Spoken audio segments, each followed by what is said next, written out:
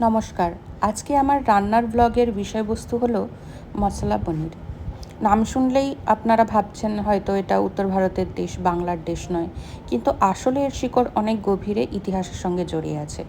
পনিরের যাত্রা ভারতে শুরু হয়েছিল বহুকাল আগে।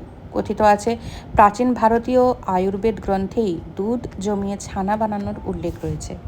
তবে আধুনিক পনির যেটা আমরা দেখি সেটা মূলত মধ্য এশিয়া আর মুঘল প্রভাব থেকেই এসেছে।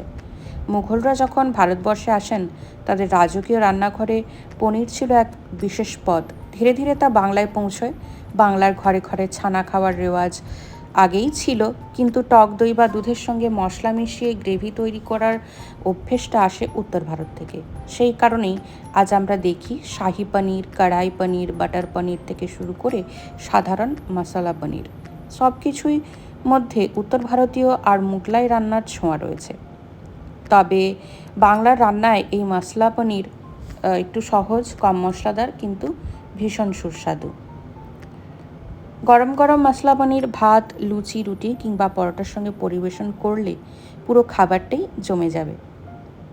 তাহলে এই হলো আমাদের মশলা পনিরের ইতিহাস, এক খাবার যার ভারত ভেতরে লুকিয়ে আছে ইতিহাস, ঐতিহ্য আর আজকের ঘরোয়া স্বাদ।